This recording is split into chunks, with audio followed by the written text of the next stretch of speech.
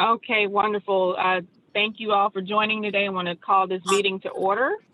And thank you all for agreeing to serve on the St. Louis Stimulus Advisory Board.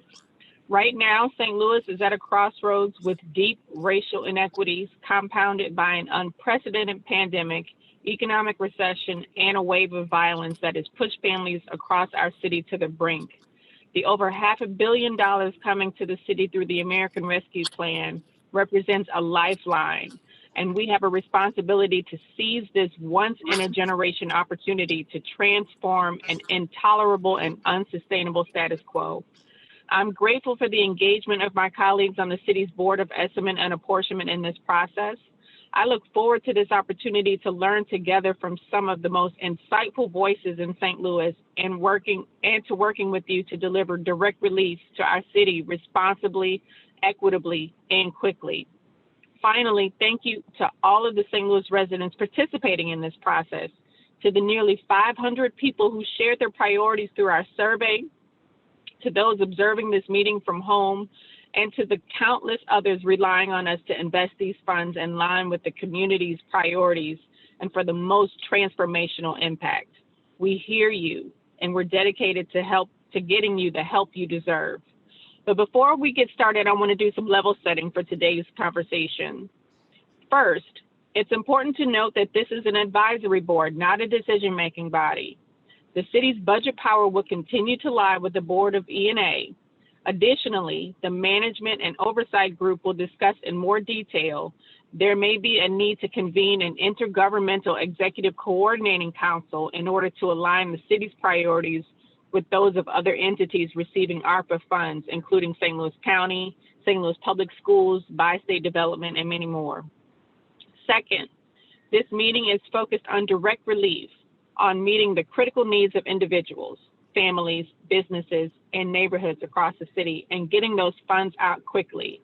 That's why I propose moving forward with a direct relief appropriation of no more than $50 million as soon as possible and hope to get this passed by early June. To be clear, I'm committed to funding transformative long-term investments like affordable housing, bus rapid transit, school renovations, community and rec centers, and public safety access point, as well as making significant investments into workforce development and college promise programs. However, these projects will take time to build out and should be selected and prioritized through a robust public process. At this moment, we need to move forward with direct relief as soon as possible. Third, please bear in mind that this is a public governmental body and its meetings, internal documents, and work products will be public. If you have not filled out the public disclosure form, please do so. And along the same lines, I understand that the working group sign-up form my team sent out was inadvertently restricted to city employees. It should work better now, so fill it out at your earliest convenience. And on a final practical note, we're lucky to be joined by dozens of very distinguished St. Louisans. In order to be respectful of everyone's limited time, I encourage attendees to refrain from extended monologues or restating points already made by others. And finally, before opening up the floor for introductions, I want to remind everyone of this body's mandate: to conduct research, build processes, and provide recommendations that will ensure that the American Rescue Plan funds are invested equitably in line with the community's priorities and for maximum transformational impact. We have a lot of work ahead of us, and I'm so grateful for your support through this process.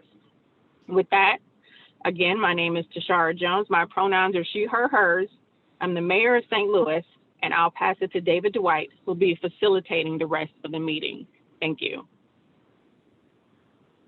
Thank you, Mayor Jones, for that introduction and that charge, and for inviting us to be part of this process. So we'll start off with introductions. Again, my name is David Dwight, I'm the Executive Director of Ford & Ferguson, and I've been asked to facilitate today's meeting while we find a more regular structure for passing around or delegating the facilitation role for these full Stimulus Advisory Board meetings. So what we have up for today is to do introductions, to then go to working group updates where we'll spend the majority of our time, then go to open discussion, particularly around some key decision points, to Mayor Jones's charge around the direct relief process, and then into some next steps, including scheduling our next meeting.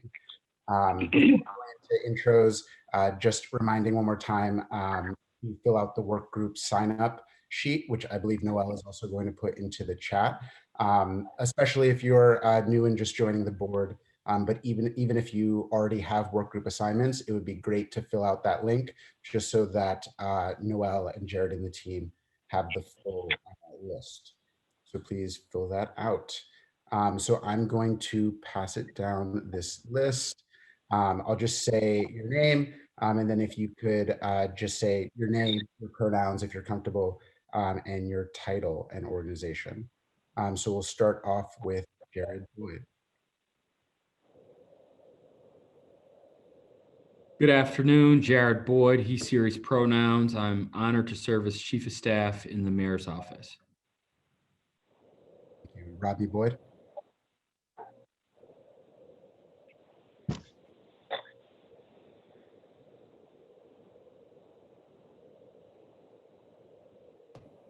I think Rodney was muted. I apologize. Rodney Boyd, partner and owner of the Nexus Group. Very glad to be a part of the advisory board. Thank you. Patrick Brown. Patrick Brown, he, him, his, and Community Development, Government Affairs, Amherst, Missouri. Thank you. Ed Bryant. Good afternoon, Ed Bryant, he, him, his, United Way of Greater St. Louis. Lisa Cagle. She couldn't make it today. Brandon Comer. Nancy Cross. Nancy Cross, she, her, hers, and I'm on the transition team. Dara Eskridge. Good afternoon, Dara Eskridge, Executive Director in Best STL. Noel. Noel Pfeffer, he, him, his, Mayor Jones, Director of Policy and Development. Vanessa Foster Cooksey. Good afternoon, Vanessa Cooksey, President and CEO, Regional Arts Commission, St. Louis. Christina Garmendia. Christina Garmendia, she, her, hers, Principal Consultant at Urban RX. Comptroller Green. Darlene Green, Comptroller, she, her, hers. Alderwoman Green. Good afternoon, Dr. Megan Aaliyah Green, 15th Ward, Alderwoman. Erica Henderson. Good afternoon, Erica Henderson, Independent Consultant and Strategist. Latanya Kenner.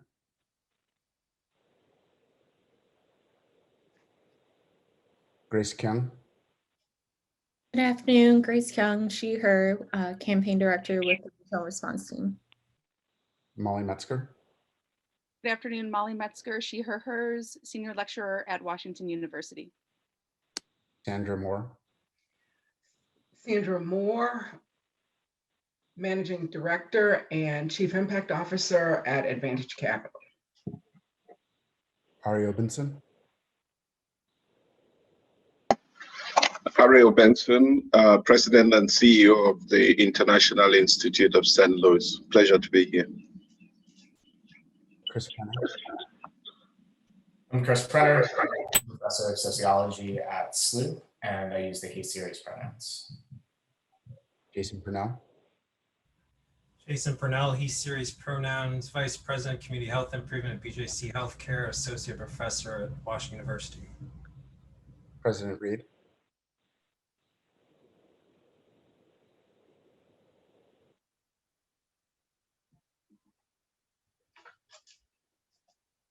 Wally Seward. Good afternoon, Wally Seward, he, him series pronouns, Director of Civic Engagement at Focus St. Louis. Glad to be here. Tom Shepard.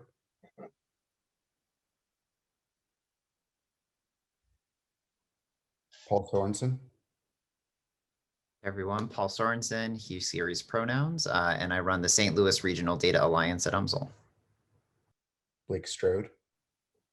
Hello, good afternoon, everyone. My name is Blake Strode. My pronouns are he, him, his, and I'm the Executive Director of Arch City Defenders. Mike Tallboy.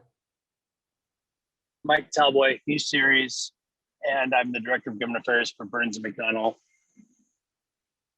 Richard Bonglan.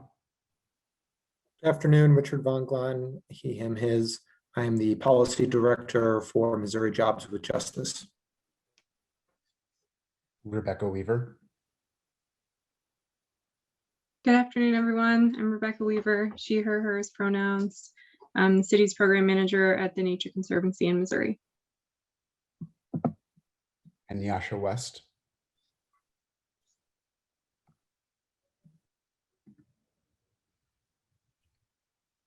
So thanks everybody for doing introductions, and apologies if I mess up anybody's name.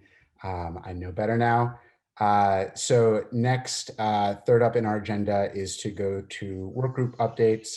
Like it's been mentioned, most of our meeting will be structured around these updates, and it'll also be an opportunity to bring newer members up to speed to frame further discussion, particularly some of those the open next steps. So these work groups are formed around those key objectives under the overall charge of the Stimulus Advisory Board, particularly management and oversight, direct relief, process and planning, and data and evaluation. And we'll go into for the updates. Additionally, I'd like to invite, as you're giving your updates, to also towards either on the way or towards the end, raise up any points of intersection or coordination with other work groups. And I'll also try and make a list of those just so we have them, and that can help with our next steps across the next few weeks. So with that, I'll pass it to Rodney Boyd for management and oversight. One more thing, I was asked to read the charge. So management oversight will review Treasury guidance, research best practices associated with responsible fiscal stewardship, to map American Rescue Plan funding streams, and to design an executive structure designed to promote equity, transparency, accountability to the community, and compliance with the relevant law. And with that, I'll pass it to you, Rodney. Thank you very much. And I really appreciate the clarity that you gave about this being an advisory board designed to come up with recommendations to provide to the elected officials and the people that have to actually execute whatever they deem appropriate. I want to follow up on a couple of things that are important for this time. We know about the $500+ million direct allocation to the city of St. Louis. We also understand that those funds will be deployed almost at about the same time as we expect the Treasury to give us guidelines. I've been on a number of calls for the last couple of weeks with national organizations that are monitoring the Treasury every day, U.S. Conference of Mayors.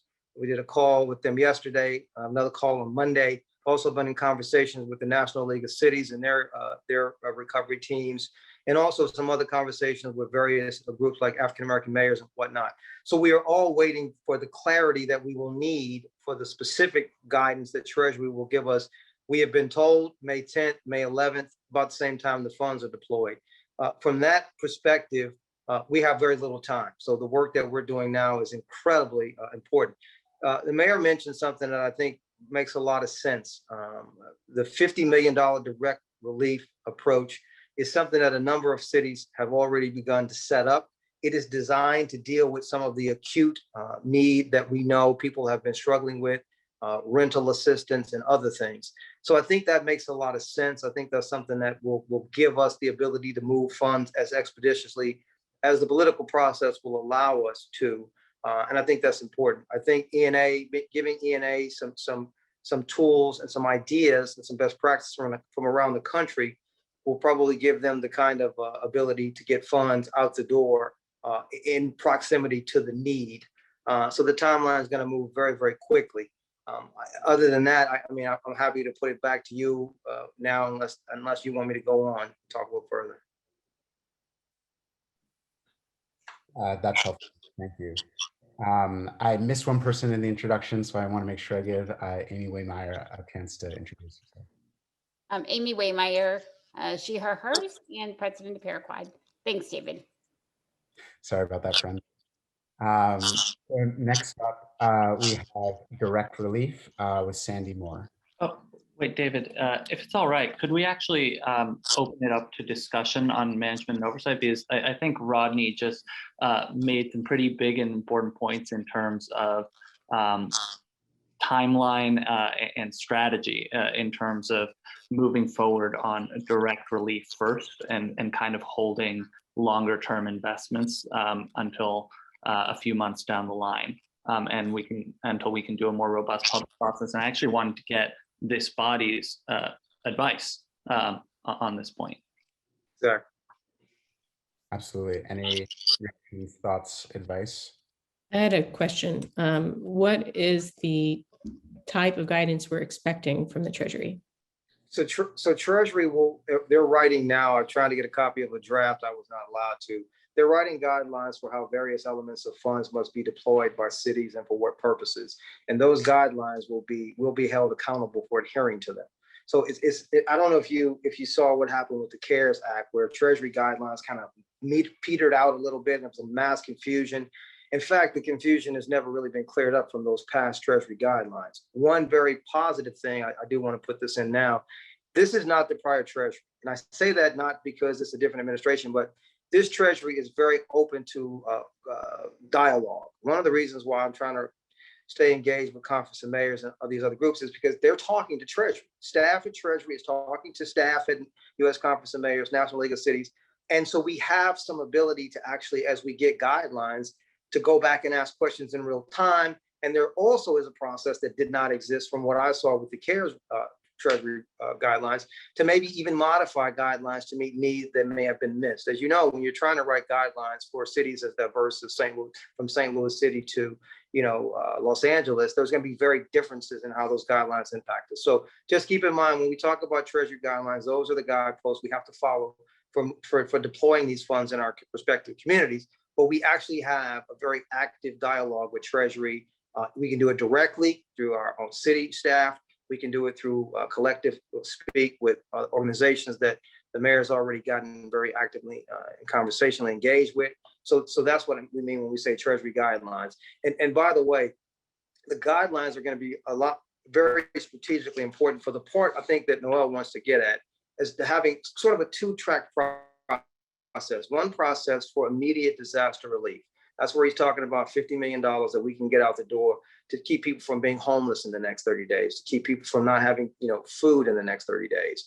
And there are some things that we should talk about, Noel, tell me the right time, that this group, we need to do to help individuals access relief. There are a couple of very important steps that will make people ineligible for some of the relief that we're talking about. For example, real simple, if you want to take advantage of the earned income tax credit, you have to file your taxes on the 17th.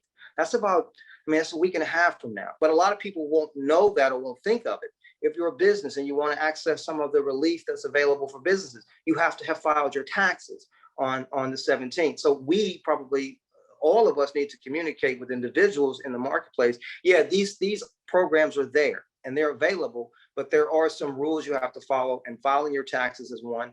And I'll stop with this.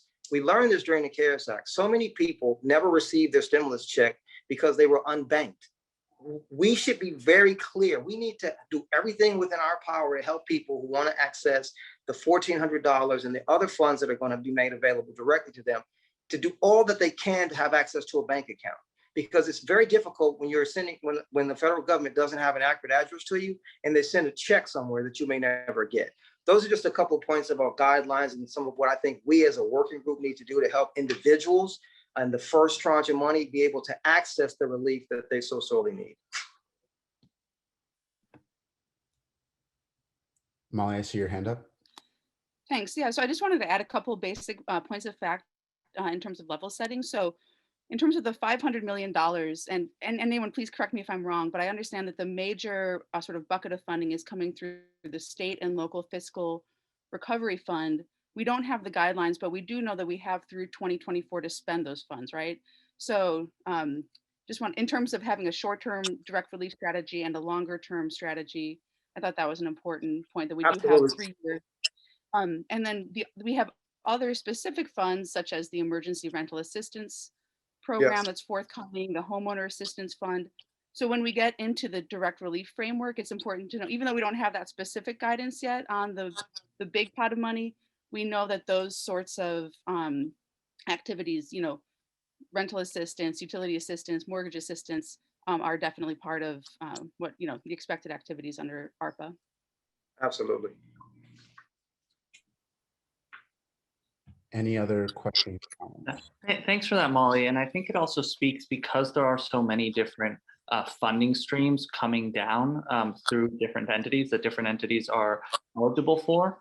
It speaks to the need for some real intergovernmental coordination, right? Because SLPS is receiving funds, Bi-State is receiving funds, the city is receiving funds, the county is receiving funds. And so one of the things that we've been talking in the management and oversight working group is, okay, how do we coordinate this and set and align our priorities? Yeah, I think, Noel, you're absolutely correct. So you have identified sort of the easily identifiable groups that will be available for funds.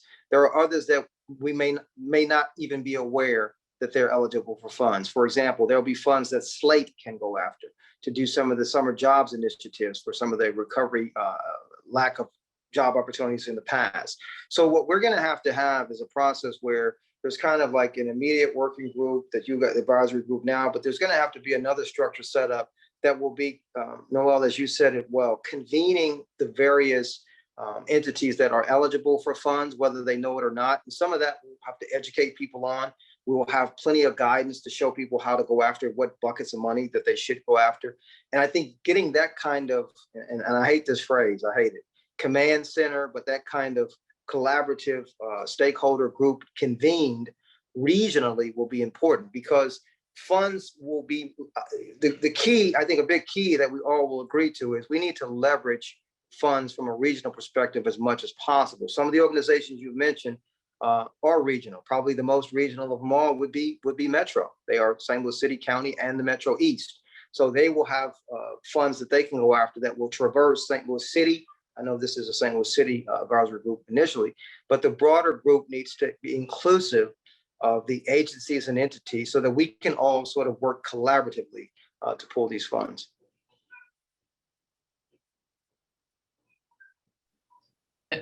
Thanks, Rodney. One last piece that I think might be worth talking about in this management and oversight piece of the conversation is just timeline and the velocity with which the funds arrive and how quickly we can get them out. And I'll just share what I see as a reasonable timeline. I'm really curious for folks' input is, if we're going to receive the funds on May 10th or 11th, and we're going to receive the guidelines simultaneously, we'll need time to process those guidelines and process community input before putting forward an appropriations framework. And so what kind of makes sense to me is that this group recommends such a framework and meets again 2 weeks from now on the 15th to recommend such a framework to ENA. And then ENA meets, there's currently a meeting set for the 19th. It may make sense to move that up to Monday. So essentially we can recommend the appropriation and get it to the Board of Aldermen by Tuesday so that they can adopt it and send it to committee on the 21st. And then they could hold a committee hearing with public comment and then meet again on the 28th to second read the bill and then meet again on June 4th. And if they could suspend the rules, then they could be third read and passed on the 4th. And then we could start getting money out to individuals, families as early as possible. That's what's in my head as timeline, but curious what others on this call think.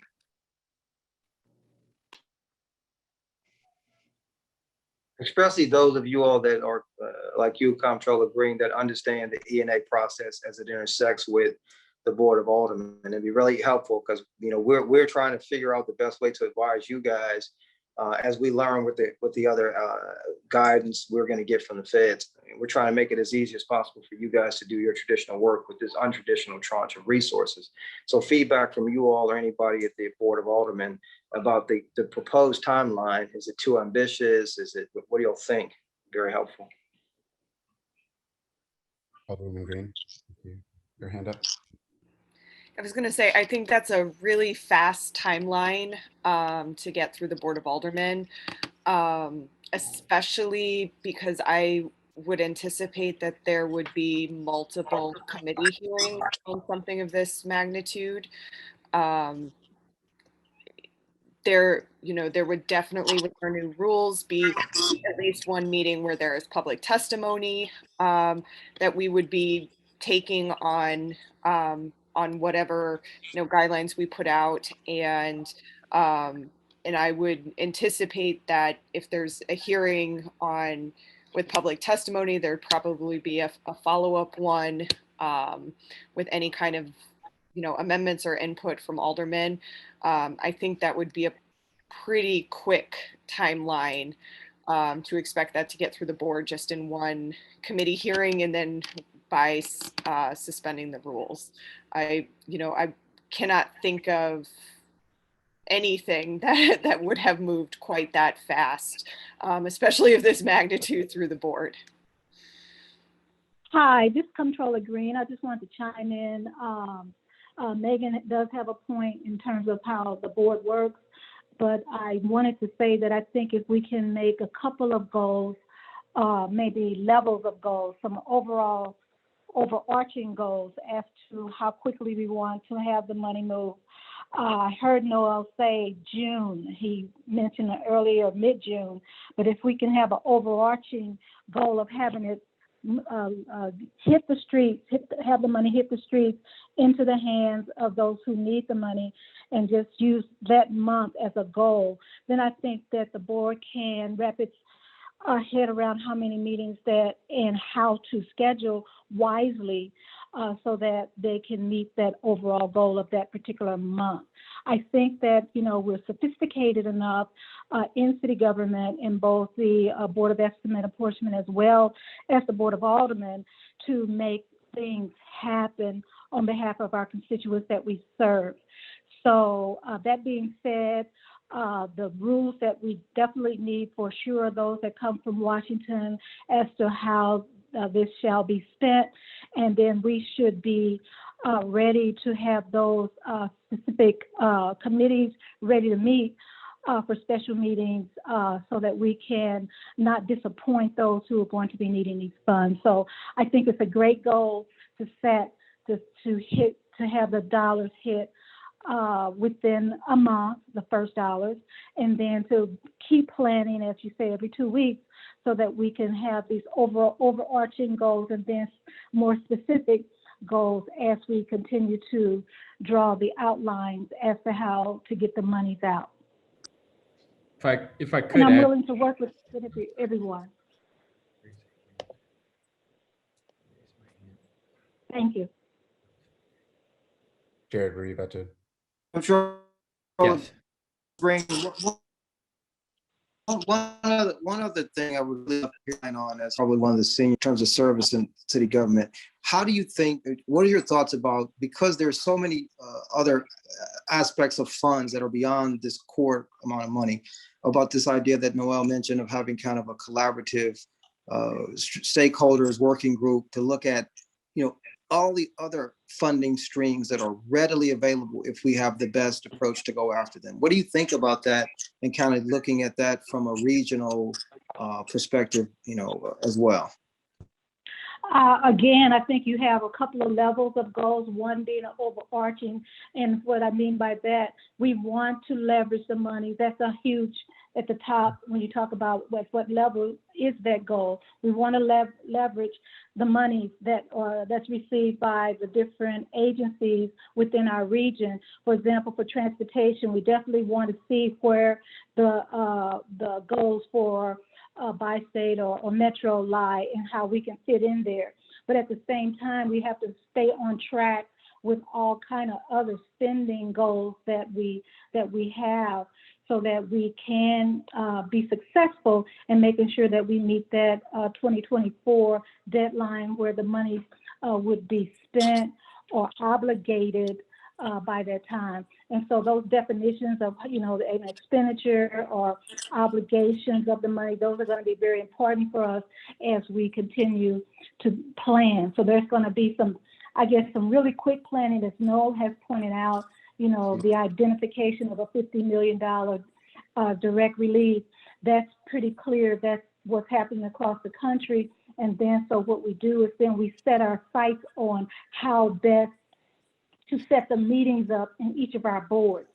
So within a 24-hour period, the Board of E&A can have schedule a meeting, take maybe a couple of days of preparation. And I know that the Board of Aldermen certainly can set several special meetings, as we witnessed last May and June of 2020. So we're equipped with the mechanisms of getting the proper meetings done. We just have to get the planning and know what our goals are and know that we can get this done. So yes, we can get this done. Thanks for that context, Comptroller Green. I want to pass it to Patrick and Jared if they wanted to say something, and then I want to move us forward to the rest of the working groups, because I think some of these exact issues that are being brought up could have some good connection points and context from some of the public input that and the frameworks that Direct Relief and Data and Research are putting together. So Patrick, Jared, did you still want to? Yeah, I didn't know if Patrick was first, but I'll just go ahead and go. The deadline that Noel kind of set forth sounds aggressive, but it's absolutely informed by community need, but it's also informed by the fact that there are critical services that are being funded by the CARES Act right now. And on June 30th, we will be ineligible from using those funds, those CARES Act funds, as of June 30. So, the urgency for a June deadline is informed, like I said, by not only community need, but by the fact that we will lose that critical pool of resources for unhoused services and other COVID-related services. It's a great point, Jared. It's one that we need to keep in front of us as we think about the timeline.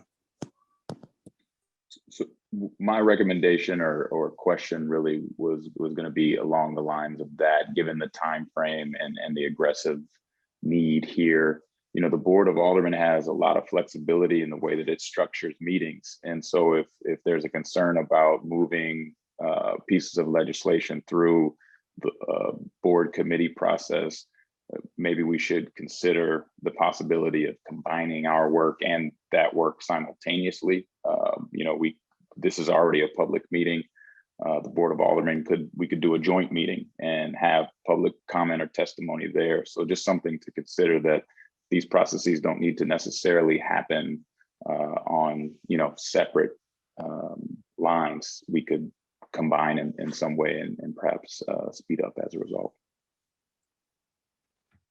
Great point. And I know that the Data and Research Group also has some ideas about getting some public input and prioritization even in these next 2 weeks.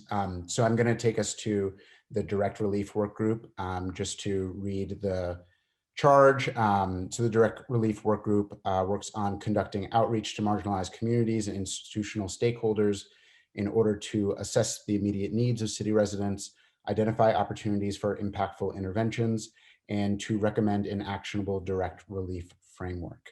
And I'm going to pass it to Sandy Moore to give that update. I think you're on mute, Sandy. Well, it wouldn't be a meeting if I weren't on mute, would it? Good afternoon, everyone. I hope y'all can hear me now. Yes? Okay, in the interest of time, I'm going to lay out just our own framing, framework, guiding principles, directives, guideposts, whatever you want to call them, that directed our work inside of the work group. I'm happy to join a wonderful work group. There's Grace Young, Richard Van Galen, Molly Metzger, Michael Talboy, and Ed Bryan. And I'm sure I mispronounced somebody's name because I call everybody by their first name, but they're all here. They will jump in as I walk us through. So guideposts for us is one, urgent need. Why direct relief? Because there's a relief, because there's urgent need. Two, recognizing there's going to be a separate process for long-term capital investments. We've heard that already, and we're operating within that framework. Three, we have to seize this opportunity looking through an equity lens. We can't go backwards and do what's been done before and wind up with an inequitable distribution of relief here. 4, it's a work in progress. We know we don't have it perfect. I think all of us have been at this for what, now 3 weeks and some days.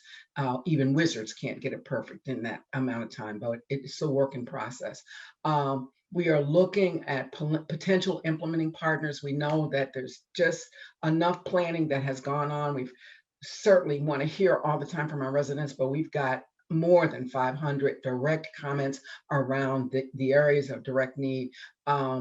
So we're thinking about implementation at the same time that we are talking about the categories or the sectors that need to be addressed. So we'll have implementing partners, and they are emerging implementing partners.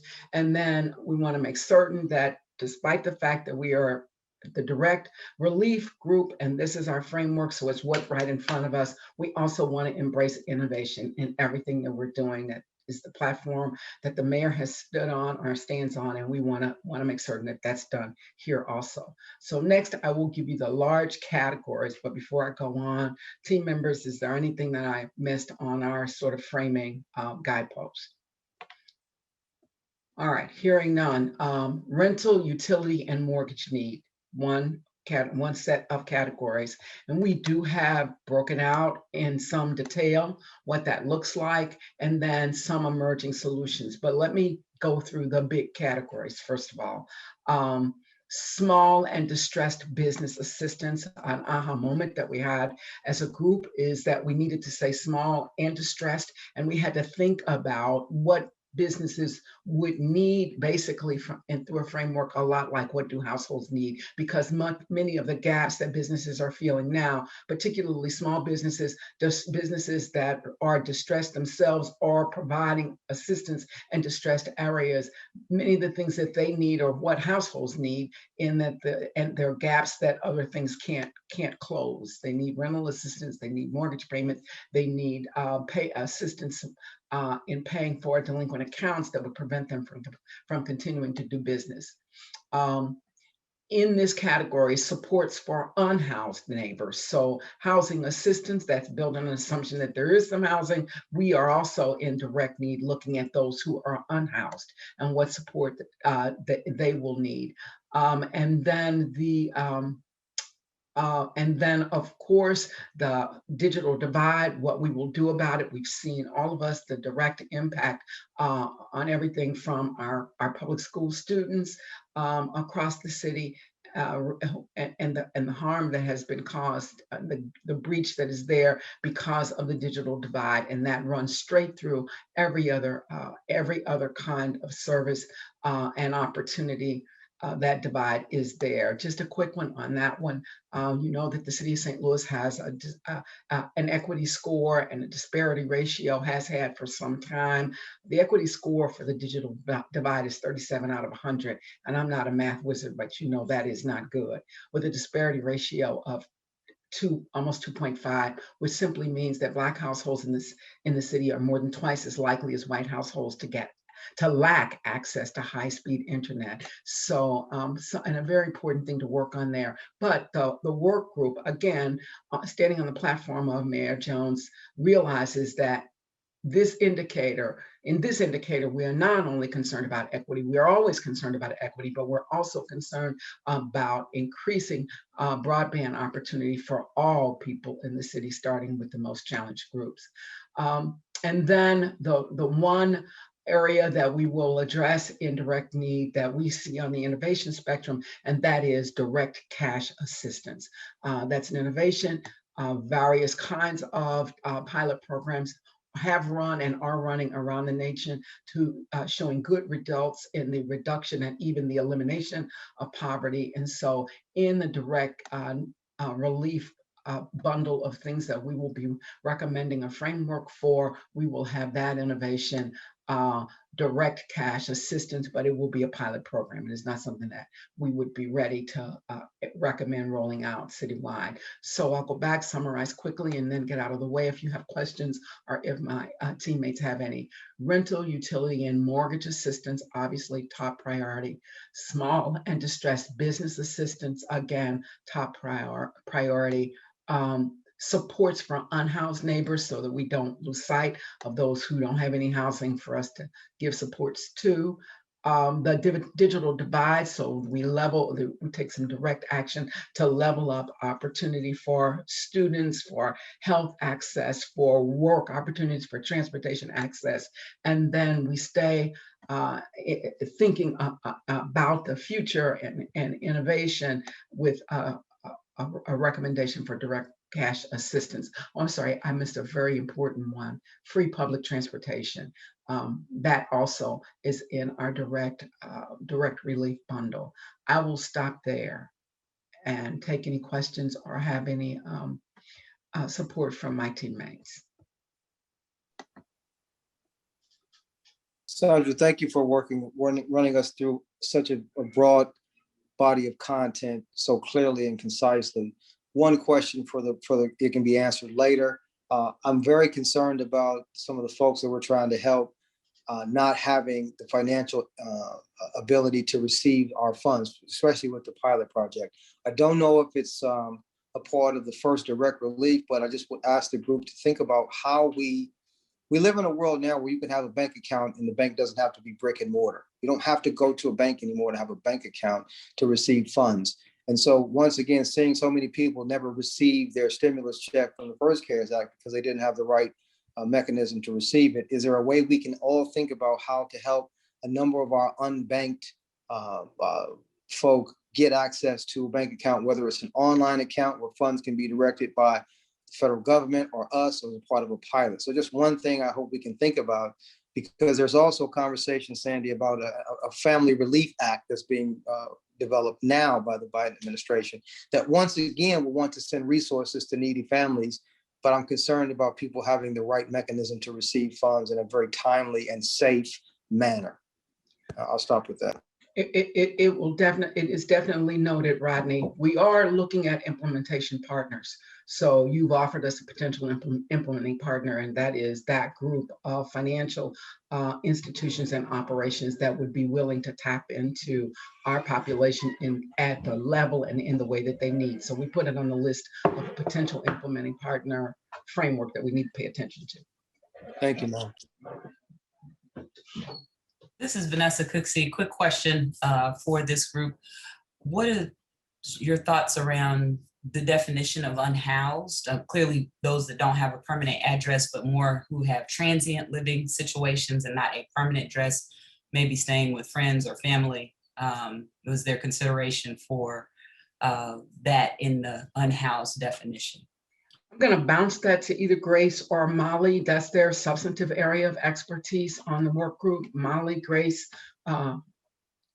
if you take it, please. Sure, I'd be happy to. I want to say that the two buckets, so the rental, utility, and mortgage needs bucket of direct relief, as well as the support for unhoused neighbors, those are definitely overlapping buckets. And part of what we're thinking about, to the previous point around the importance of outreach and reaching people who have fallen through the cracks on other programs, as we're talking about implementation and how we're going to administer these programs, we're thinking a lot about outreach, so that we're reaching people where they're at.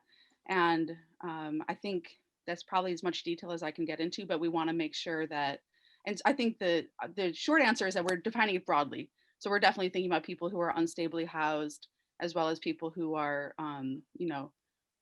sleeping in the streets and everything in between. And we want to make sure that we're really proactive about reaching people where they're at. Grace, if you're on, is there anything else you'd add? No, I think Molly covered it well. We're looking at all aspects of someone that might be housing unstable as another way to look at it as well. So We definitely want to make sure that, again, just reiterating what Molly shared, meeting people where they're at, what lifestyle they're living, what support services they need around it. So when we're talking about the unhoused population in particular here, we're looking at the data, the information, things we've learned particularly in the last year during COVID of what type of supports people need. So we are thinking about different emerging solutions that we will be proposing more to the public. And Sandy, I think, has done a great job just sharing. And I just want to reiterate that the 7 buckets that Sandy shared today, they are starting frameworks of just urgent needs that we've identified through looking at data and information, our own experiences and knowledge from the last year of COVID-19. And so I just want to reassure this committee and the public that it's not going to be limited at that 7. And we're working with the other committees to really think about, again, that public input, how to bring in more thoughts and ideas to what we're looking at. Thanks. Something I'll tack on as well in terms of a strategy that we've learned and that I think cuts across both rental assistance and also vaccination is that door knocking works and reaching people where they are. And that'll certainly be a focus of the direct relief package, is really getting out into the neighborhood and offering this package of services and supports to people and investing in that outreach. And then there's also a couple of other pieces that may also wind up in the direct relief framework that I want to flag or at least raise for the group's consideration. One incredible need is for summer youth programming, where it's actually a public safety issue, where the more we can do to support young people in this city and give them alternatives, the safer we will be. Another one is just some certain admin costs are probably going to wind up in this direct relief appropriation, just in order to have responsible fiscal stewardship and provide all necessary compliance. And then there will also be like some PPE components, vaccination, mobile vaccination clinics, and other health-related expenses as well. I'd add one final piece, and then unless there's something that we've missed, we can get out of the way, David, and yield some time to the next work group. And that's this. Grace pointed out that this is not everything. We know that it is not everything, and we will be learning as we go, and there will be overlap with one of our sister work groups that is going to do another survey and continue to keep their finger on the pulse of what is happening to citizens and feeding that back to us. So this will be an iterative process, which is another reason for the great direction of the mayor and her leadership team that we do this money in tranches instead of doing everything at once and not being able to hear from folks to see whether what we've done is working. And this way we are able to keep reiterating and getting better as we go. Thanks for the opportunity. I'm happy to be able to serve, and thanks for the opportunity for sharing.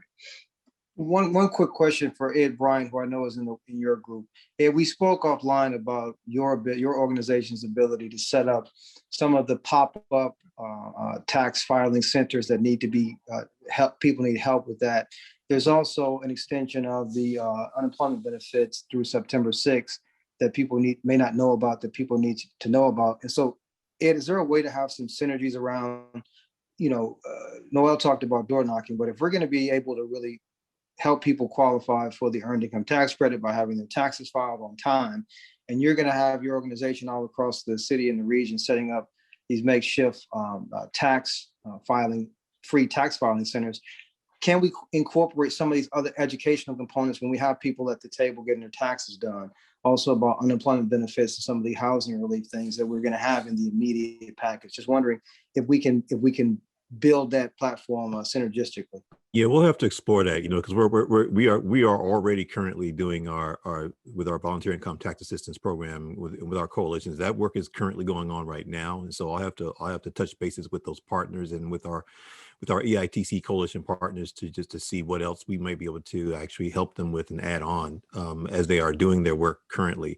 But that's something that I'm gonna go back to my organization, on Monday and just kind of begin working that to make sure that we can get that information out to the EITC coalitions and to the volunteer income tax assistance prep sites that are already currently happening. Okay, Thank you. So I'm also trying to, when it gets to this like quick turnaround time, track some of these overlaps between the different committees. And so I just wanted to run through a few of those to see if I've heard some of them. So in terms of direct relief in relationship, people raise systemic interventions around banking people and how that will be a necessary step for some of this direct relief, as well as process for door knocking and marketing needs. That to me just sounded like the process and planning work group. Does that sound right as the point of interconnection?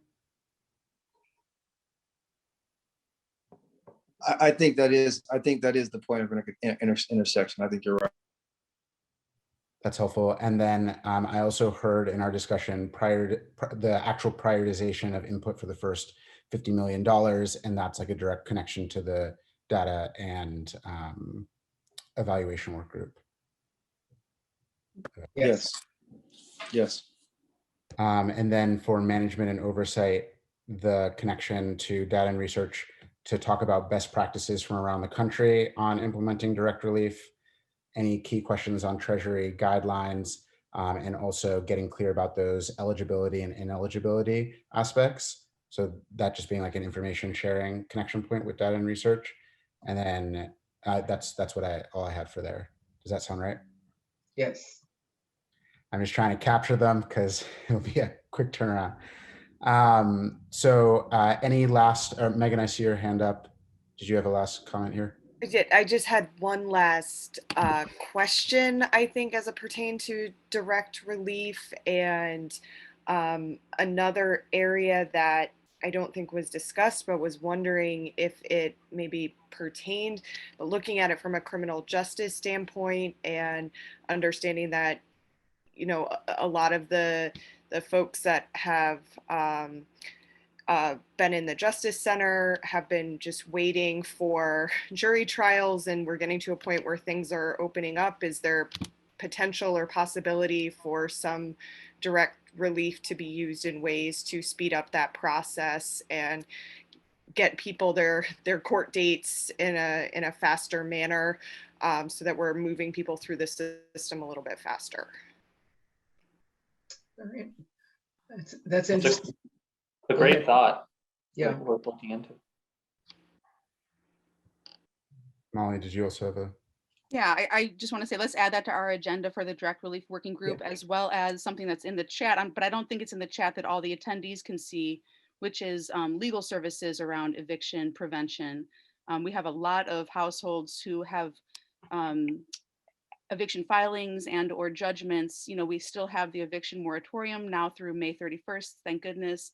But that's not actually that much time. So I think adding that to our agenda would be appropriate too. And I just wanted to add, one of the other ideas we're thinking about as an emerging need is, as people may leave the jail system, or those who are newly evicted and looking for housing, potentially adding that as an idea for direct relief, as well as thinking about no barrier shelters as well, so that folks can have a place to stay. One last thing, I think it fits in the same line of thinking about the jail, the legal, and I'll leave this to the legal folks. There's a significant number of child support arrears cases that have evolved because people were already struggling and then were out of work last year. And so I know I've asked the state for the numbers on people that had their licenses suspended because of arrears that sort of aggregated last year. Is there a way to look at these child support arrears situations where basically now people, because their licenses are suspended, are unemployable and unable to actually take advantage of some of the opportunities? Can we provide some kind of assistance in that space for people that have these circumstances? We can get the data from the state that would not only help folks maybe get caught up on their arrears, but would also help the moms and the kids who receive no funding for that period of time. And in some cases, because people lost work that they had, jobs they had in the tourism industry that shut down for almost a year. So I just want to make sure we flag that, because it's a real problem. The number is growing significantly in our region for people that are literally in the criminal justice system because of child support arrears, and they've been unemployed and haven't been able to find work for at least now, in some cases, 13 months. I just want to flag that as something we should also try to figure out if we can help. Thanks, Rodney. And I'm just bringing up from the chat the point that Jason made about getting this to the areas and people of greatest need and most pressing issues, and just noting that as a connection from data, from direct relief to data and evaluation, as well as they're reviewing data from sources like 211 and others. So with that, I'm going to go ahead and move us along, just looking at the time. So process and planning, which will be Wally Seward, and to read the charge. Process and planning works on researching best practices for processing and incorporating public input, on designing an accessible participatory budgeting process, identifying structural gaps and long-term investment priorities, and recommending processes designed to empower and engage city residents. Wally? Thank you, David. So the membership in this group is Lisa Cagle, myself, Grace Kyung, Nancy Cross, Ed Bryant, Jason Purnell, Mike Tallboy, Erica Henderson, Rebecca Weaver, Dara Eskridge, and David Dwight. And if you're signing up for groups, we're a lot of fun. We would welcome you. The first thing that I want to name is one of the things we did was attempt to pull some kind of core values touch points to make sure that whatever work we did going forward always came back to those points, and we pulled those from the mayor's charge to this full panel. So 3 points we decided to always keep front and center for us was, number one, equitable investment. So all of these are from the mayor's charge. Number two, communities priorities, and number three, transformational impact. So we're using those three kind of concepts as our core values guidance as we move forward. In initial meetings, the group has developed some internal procedures and practices. We've got a rotating chair for meetings. We've assigned liaison members to other working groups, and I think that's going to be a really important part of this process as we move forward. There's a lot of overlap. There's going to have to be some real powerful collaboration between these working groups.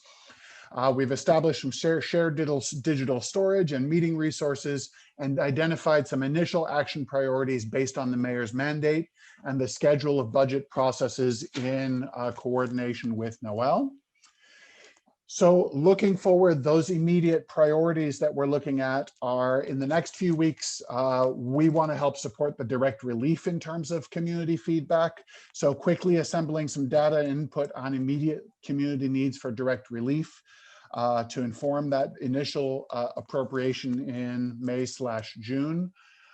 Toward that end, collecting data on calls and requests for aid from community response agencies to be forwarded to the data and evaluation group.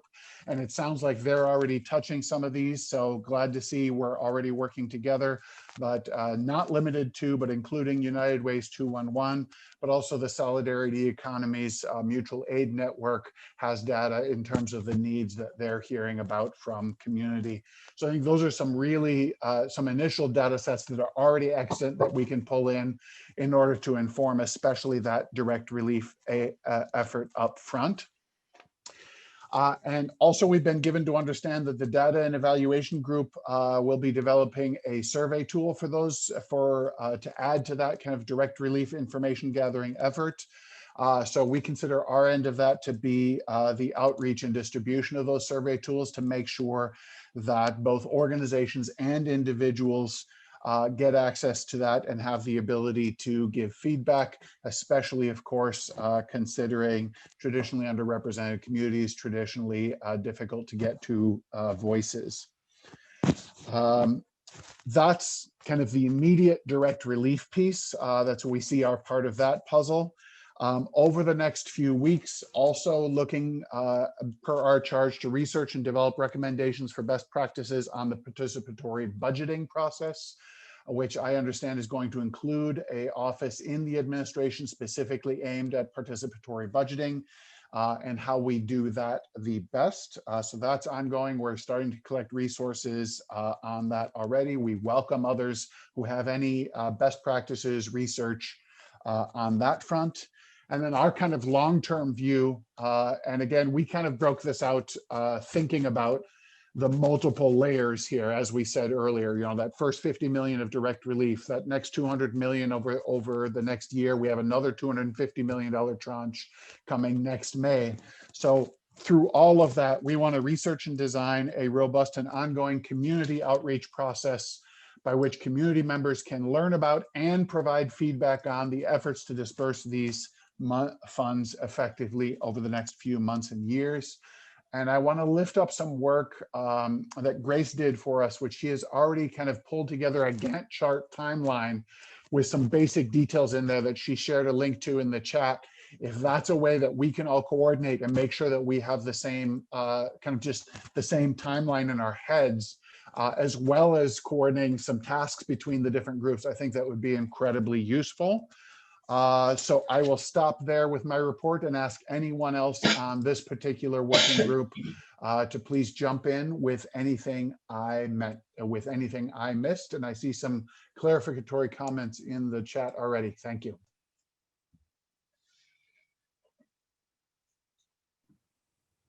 Anyone else from the work group have additional pieces?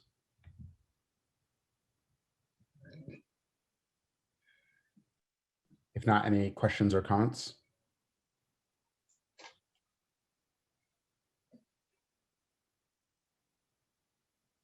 Christina? Yes, so thanks, Wally, for that overview. A little bit, I'll be working on the data and evaluation team, and one of the questions that I have is how we're going to measure transformational impact and like what that will mean for each of these categories. So if we take rent relief as an example, is it just enough where they won't get evicted, or is it a month's worth of rent? Like, how are we going to measure transformational impact? And just keeping in mind for the other working groups, there definitely is data available to help answer some of those questions, but not all. And also, if we want to be engaging the community in helping us answer those questions, we'll want to do that for the direct relief package in this next survey. So, that's a question we can ask members of the community now on what's a meaningful transformational amount for you, and knowing that there's going to be people in different circumstances, and how can we build a solution that meets the most need where it's most needed. Thank you for the question, Christina. I think measuring transformational impact, a huge important piece of the puzzle. And I think even just conceiving of transformational impact, how we think of that, because you're exactly right. CARES Act money right now, if folks are coming out and they're having difficulty, right, their tenants working with their landlords have to forgive half of the debt or even more in order for the CARES Act money to cover a small amount toward what they owe over the last 6 months to a year. That seems more like a Band-Aid and barely keeping a nose above water than transformational impact. So I think keeping that concept center in the center is important. Thank you. And I do think that's an important area of connection, like with the data and relief, as well as data and evaluation, as well as the direct relief.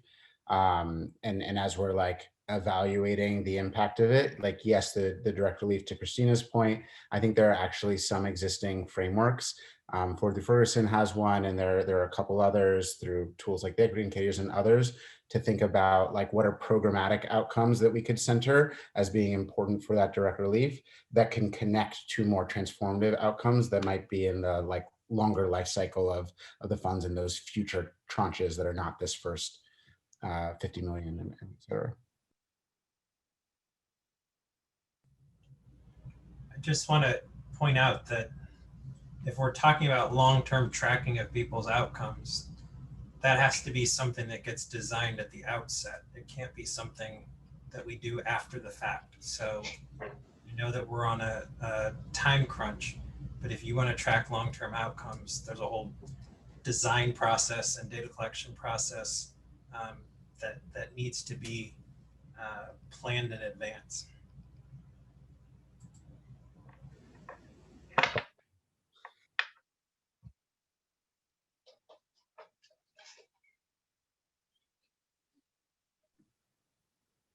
Any additional comments or thoughts for the process work group?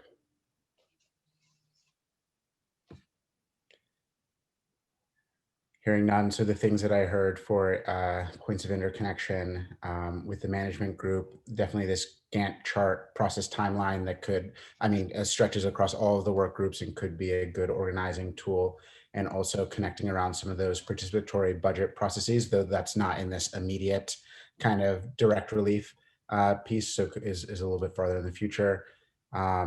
With direct relief on informing it with some of the data, and then data and eval around any data support for some of those longer term needs too. And I'm hearing Jason really raise up that some of that evaluation framework needs to come together now for what kind of impact we want for the community.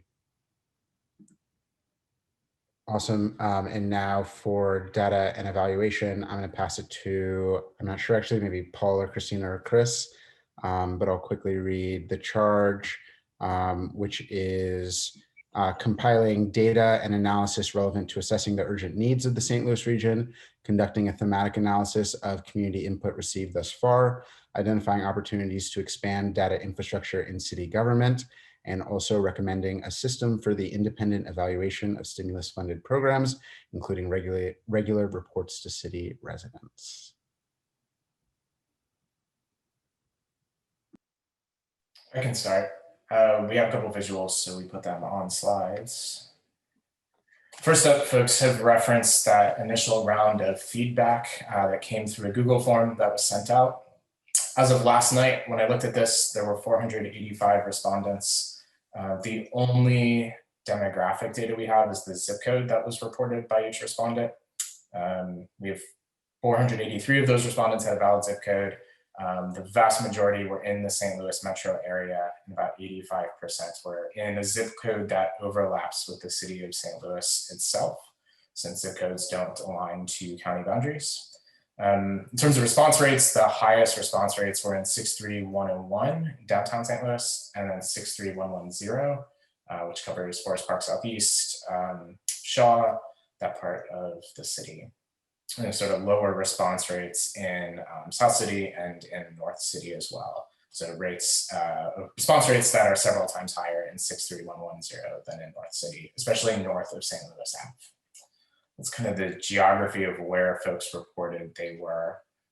Christina, I know, has some thoughts about what we can do with these data. Right, thanks, Chris. So like we said, this initial round of community input it was a pretty open-ended main question that people answered, which was just a reminder, tell #TeamTJ your thoughts on how St. Louis should use the incoming federal funds. And so open form, and so that'll require qualitative analysis to really dig in and get learnings from that. But here are the questions that we can answer with that data. And again, we've mentioned, some other people have mentioned, we want to do additional opportunities for community input, and I think are necessary. And we'll talk about that a little bit later. But for this data set with the nearly 500 responses, we can answer target populations. So what populations or groups do residents think we should target with stimulus funds? So who are, whether it's teachers or youth, that kind of thing. We can answer priority problems. What problems do residents identify as priorities? And of course, a lot of people shared solutions. A lot of people shared solutions. And so I think we should be organizing and looking at the solutions that people propose in context with problems and target populations. So that's the plan of attack for analyzing all of this qualitative data that we received.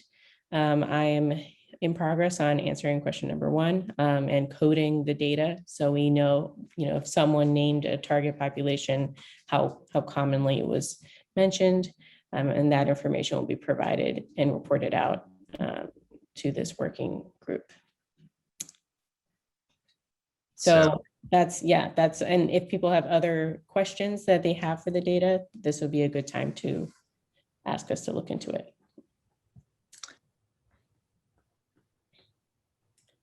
Yeah, and I think as Christina and the team dives into sort of the the more scientific way of sort of reviewing these responses and doing coding, we also wanted to give folks a really quick snapshot using a word cloud of the things that were popping up as the most commonly mentioned words throughout all of that open text. And so we put together this quick word cloud. You can see need obviously rises to the top.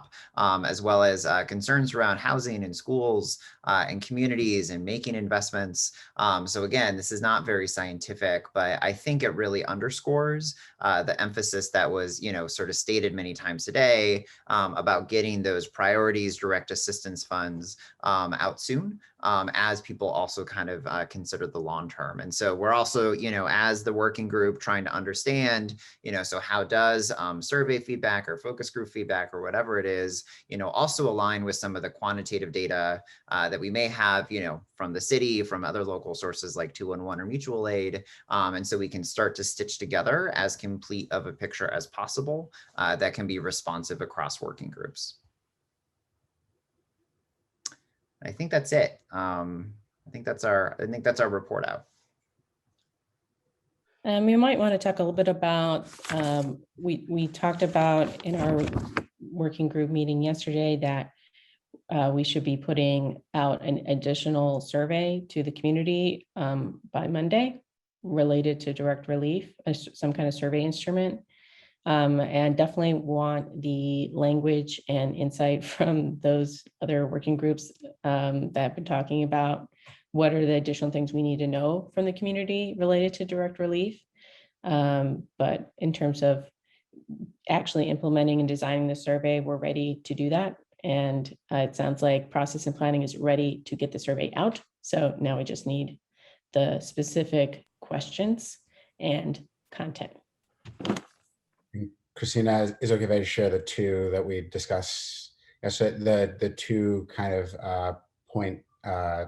the two question survey that we have so far is that there would be out of those 7 categories that were mentioned by the direct relief group, people could name their top priorities. And then once having selected their top priorities, then be able to rank those. So kind of a 2 opportunity way to get some data. But any additional thoughts on what could be collected? I feel like it would be useful if there are folks out there who have had experience with CARES Act funding with previous versions of this, like we'd like to hear that. So if they prioritize housing, if they prioritize them, can we ask them then to dive deeper into their top 3 priorities and say, specifically in this area, what is it that you see the need with? Something like that. And I'd like to say from the process and planning, I don't know if we're ready to get the survey out, but we're ready to get moving on getting ready to get the survey out. To that point, what does this instrument look like? Just kind of physically, we're doing digital and physical? Have we thought about that? Just a point of clarification, if we begin drilling down beyond rankings, you're getting into qualitative data that is unique, and that qualitative data has to be then analyzed further to come up with themes and understand what broad patterns are. So unless there's a kind of predetermined list of things that you have in mind when you're asking what was your experience with CARES Act, it complicates the data analysis end of things. Just a thought.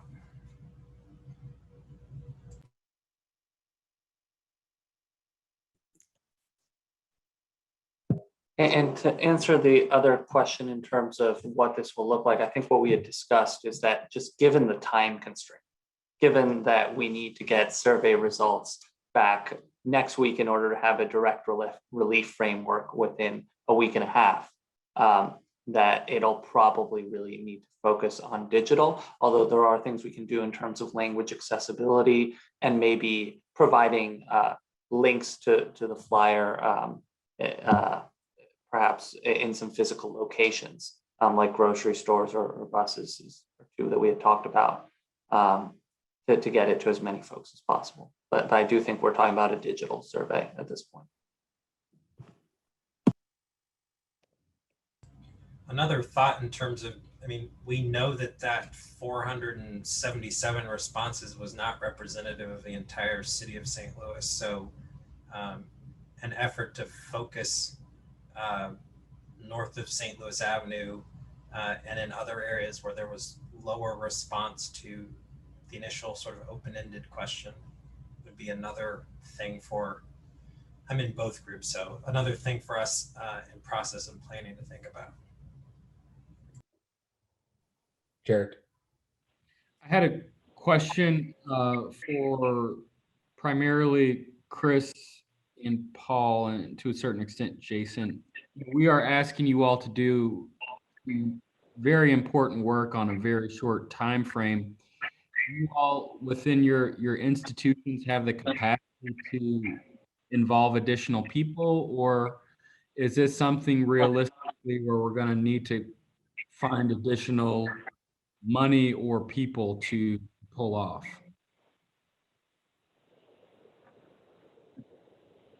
I think we can always, try to bring the capacity that is available to the table.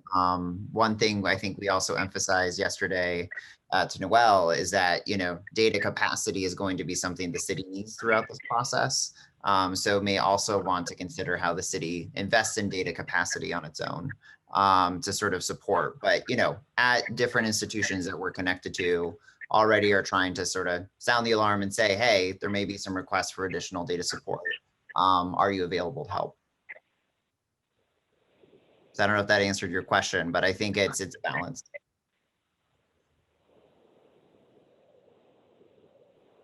So yeah, I think as long as the survey is primarily quantitative and is short, this quick turnaround seems somewhat feasible. I think if we start to add, as Jason said, qualitative questions, our ability to do that is going to slow down pretty dramatically. Yeah, because it seemed as if there's a need for both outreach and data analysis. And when you start talking about that seems like it's a larger lift. I do think something that will help is that whereas the first one was kind of an open question, this one will have kind of more a clear menu of options of what we're thinking about, and then asking the community for help prioritizing those. So hopefully that'll make it a little bit more straightforward. Yeah, although I do want to underscore especially the outreach components, and given what Chris presented about survey distribution and where there may need to be some more proactive outreach, I think in terms of additional, like, where do you focus first? That's probably the thing that deserves investment to make sure that there is representative voice. And frankly, that outreach would probably have to be in person, given what we just talked about in terms of the digital divide. We're going to continue to see that gap if we're only relying on digital responses. Patrick and Megan, I see your hands up. Defer to the Alderwoman first. Just going to say, I'm supposed to have a conversation with Local Progress on Monday, which is another national organization that I am involved with, who is interested in providing support to us if we need it. And they might have financial and staff support to help in whatever way that we need. So if that's a conversation that we need to have, I think that there are some partners out there that are willing to help us build capacity in this way, recognizing some of these short timelines and wanting to make sure that we can pull this off successfully. So I'm gonna make a suggestion just time-wise. We started about 10 to 15 minutes late, so I've gotten the go-ahead that we can continue on for another 10 to 15. So let's run through the people that have their hands up, and then we can move to some of that like closing discussion and getting clear on some of those next steps. And there may even be an opportunity to vote. Becca, Noel. Nancy, I think you had your hand up earlier, so I'm going to go to you first, and then Patrick and Christine. Thanks. I thought of this in two ways, is that we have a short period of time to get this data together, and then we have a longer period of time to figure out some of the things that Dr. Purnell is talking about and how we could move it. And secondly, as far as getting into the communities north of St. Louis Avenue, I think there are a lot of organizations that we work with that we could ask to help volunteer and get people to help us do the surveys if we need to do them in person. Lots of the organizations we've worked with in the Democratic Party also has like iPads we probably could borrow to use so that you would be taking the information in and getting it into a document right away rather than having paper, because I'm worried about putting it in supermarkets in different places and how you then are going to collect that data back. We have to be very succinct and have a clear path as to how we're going to collect the information so that people feel as if I spent time and gave the information and then what happened to it afterwards. So that's just my 2 cents. Patrick? Similar and quick aside to the importance of having the data infrastructure set up at the beginning if we're going to kind of track these outcomes. I think a similar urgency, and perhaps this is a Jared and Rodney Boyd sort of lane, but the compliance, auditing, and administration of these funds, generally speaking, I assume that's being considered, but this is a lot of money, but it doesn't come with staff, right? So all of these other more technical and very long-term and complicated management processes are things that I assume, again, people are thinking of, but just wanted to note that here. There's a lot of money, the auditing of it and the compliance and that sort of thing is really going to be on the forefront pretty quickly here. And the last thing I wanted to mention related to data and evaluation is just a review for the group that, we have existing reports that we can pull from that most of you already have access to. There's data that we can get from community input through surveys. Then there's data that we can analyze from already available sources like American Community Survey. And then lastly, I wanted to mention and note that there is a lot of data that's available through administrative data at the city itself, thinking, municipal court. And just from my experience being in city government in 2017 and 2019, knowing that we don't have a lot of capacity internally to these departments right now to analyze data, but the data exists. So something I would ask the city representatives to help us think through is getting some technical assistance from within these departments that might be willing to put some time on pulling data or analyzing data, or maybe just pulling data and we can analyze it for the purposes of this planning. Thank you. Patrick, you put your hand back up? Okay. Okay, Wally, really quick, and then I'm going to move us. Just a quick question. I'm wondering to what degree the healthcare systems community needs assessments might be useful here.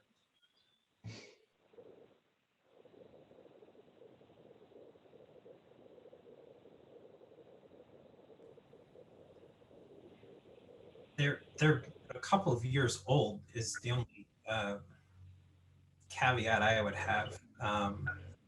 If we're talking about what are immediate needs, I don't know how helpful they'd be. Yeah, and Wally, I think it's a good, the existing needs assessments, especially ones that do, are within the last few years, may be helpful from a identifying data source standpoint. But to Jason's point, I think we're going to want slightly more updated information that really helps, target and track over time.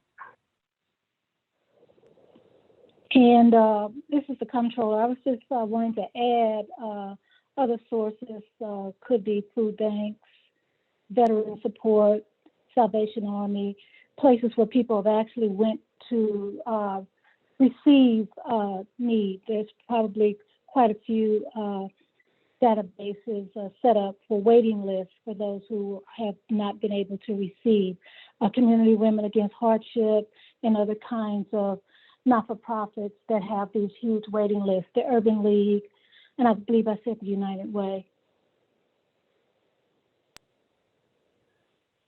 Thank you, Comptroller Green.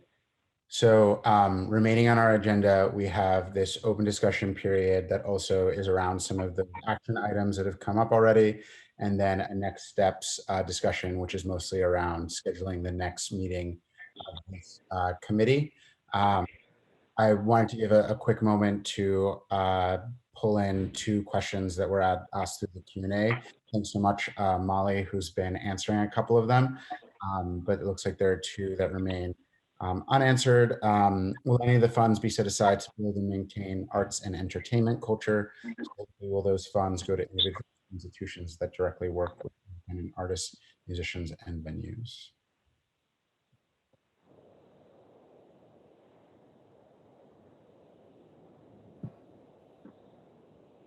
I think certainly artists, whether there will be a specific program for artists, I can't answer right now. I think venues will certainly benefit from a lot of the small business assistance piece, and individuals, regardless of their employment, will benefit from a lot of the rental assistance, targeted basic income, and other prongs. And then finally, I do think we should absolutely consider a program dedicated to supporting artists who have obviously been hit particularly hard, but I can't promise that it'll be in the direct relief piece of the framework, but it'll be a more extended process to assess that full allocation over $500 million in funds. Thanks for that answer, Noel. And it sounds like in the participatory budgeting, like you're saying, for the rest of it and future engagement opportunities, those could become priorities. There's one more question. Will the target population include programs that offer immediate assistance to families and adolescents in high crime areas such as Walnut Park, the Ville, Dutchtown? Huge opportunity to reshape the social causes, disenfranchised residents. That I do think is in the direct relief piece of the framework, and with that youth programming prong.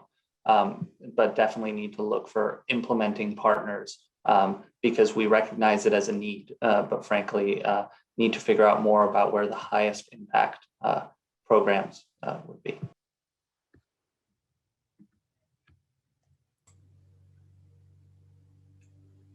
Just want to quickly elevate behavioral health and trauma-informed programming for young people as we're talking about programming. This goes beyond just recreation and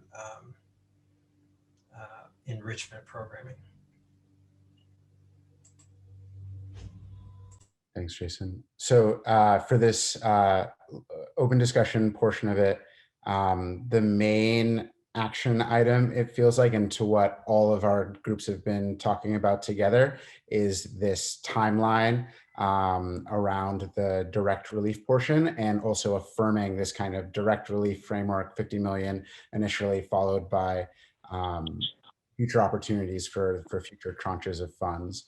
And I correct Noel in that there's an opportunity for the advisory board to affirm their consensus. Absolutely. I think if we do want to do a vote so that the advisory committee can consider recommending this framework, the alternative, of course, being kind of a more overarching discretionary authority to allocate the 250 million in the first tranche. But I don't know that we need to vote either. I think Noel is correct to fast track the first 50 million. I'm reminded that the Board of Aldermen does have a summer recess. So we really want to, I guess, decide today that we want to get the relief out starting, in the June month, June, July. Because it's Megan, you're on. Can you tell me when the board goes down? I believe it's the middle of July. Yes, it's the middle of July. Let me look at the exact date. It should be July 16th as looks like will be our last day in session, although can always get extended. It's been extended in the past if there's pressing issues. And the return is mid-September. It's always the Friday after Labor Day. So those are some considerations in terms of the timeline to keep in mind. Thank you. So I can take like the opt-out version in terms of it sounds like from all of the group report outs that we're operating around this kind of the process that Noel explained earlier. Any concerns about that?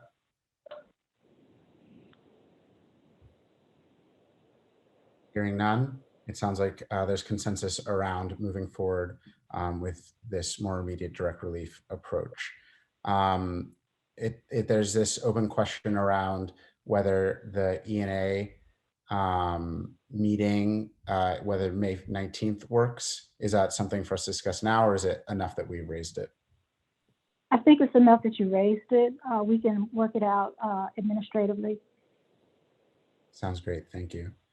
And so the one other piece is the appropriate next interval for this group to meet. So in our charge, it's biweekly, but it sounds like there's the opportunity for us to say what is right.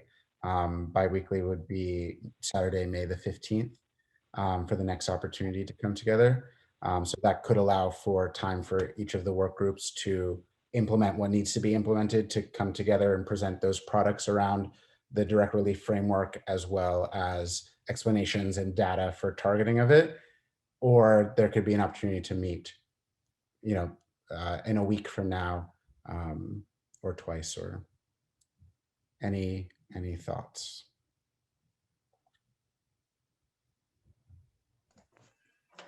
I think at least bi-weekly, but I am wondering if we can adjust to maybe the top of the day on Saturday, or if there's any way to, because I know in my committee things that has been voiced. So I'll just put that on the table.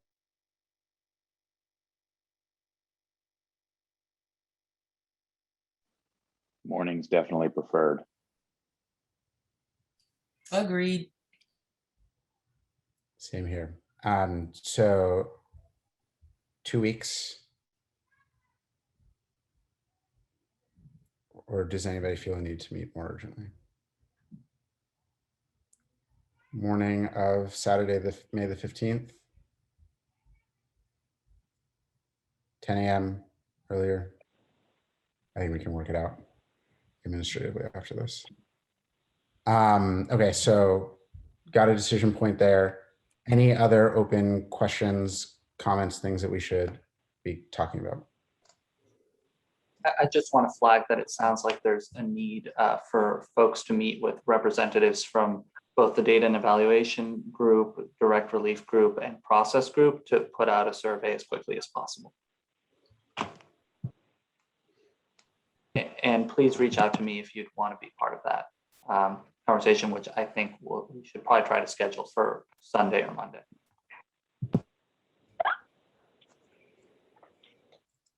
So right now the planning and process and planning group is meeting weekly on Thursday at lunchtime. But we can add to that, at least for this initial push.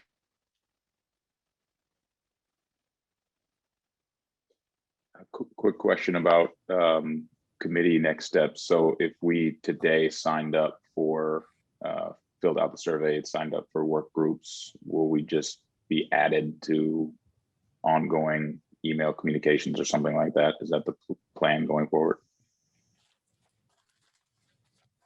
I see your head, Noel. Yes, Patrick.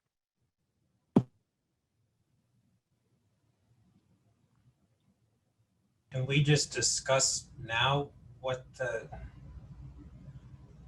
is this intersection between these committees supposed to accomplish? What's the charge of this? Is it to finalize what items are on this survey? Yeah, I think putting out the survey will need input from all three of those committees.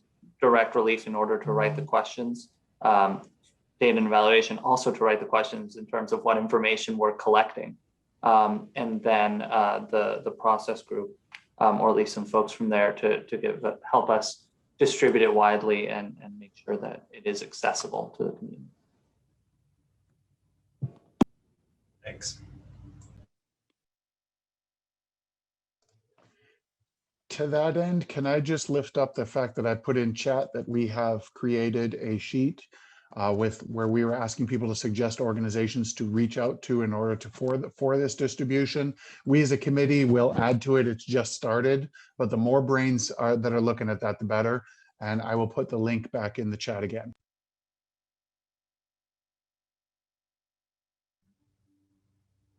Any other items?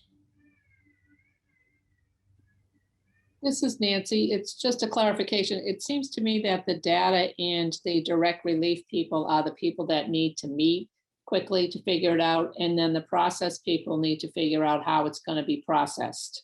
So I'm just thinking that there's 52 people on this call. And if we're going to do a meeting quick to get the questions going, we really should put it back in the hands of the subcommittees that are working on that.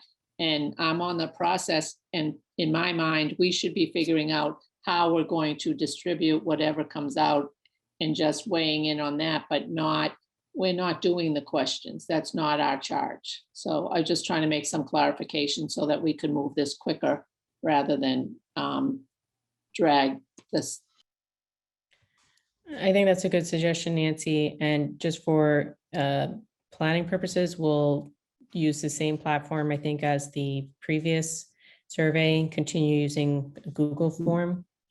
Unless there's, I think for more long, for quick questions like this, Google form is perfectly good. But other mechanisms will be needed in the future for longer term questions.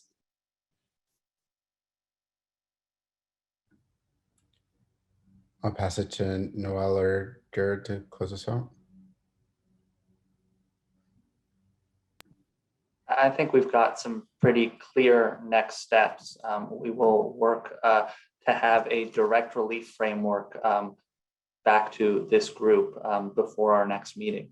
And then we'll really be looking in that next meeting to go through that direct relief framework, plug any holes that remain, and there will be gaps. And so just would love for the next meeting, bring your best, most actionable ideas. And in the meantime, please do connect us to any partners and programs that really could use the funding to help people right now in the short term. Because on the one hand, on the direct relief side, we've got some pretty clear ideas about the need and where we're going, in large part based off of that initial survey. But still need to prioritize that and still need to figure out kind of the programmatic implementing partners. So lots of work ahead of us. Don't hesitate to reach out if you have any thoughts or questions. Jared?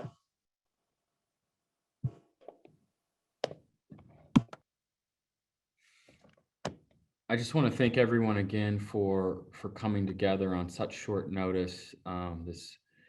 We have an unprecedented opportunity, but we also are faced with incredible needs in our community. And this is an opportunity to help people and change the trajectory of hundreds of thousands of lives in our region, in our city. And I think we've got folks here who want to get this right.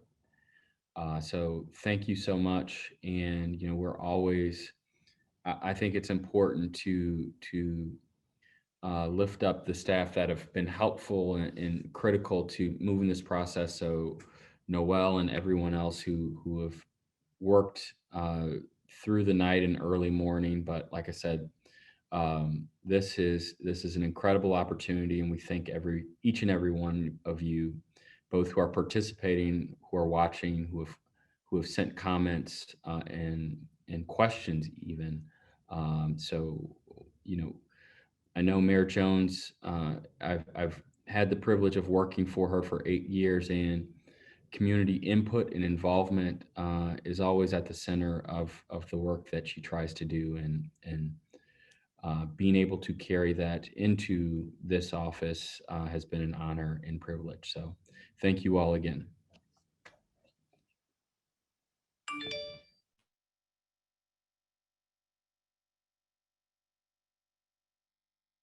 Bye, everybody. Thank you.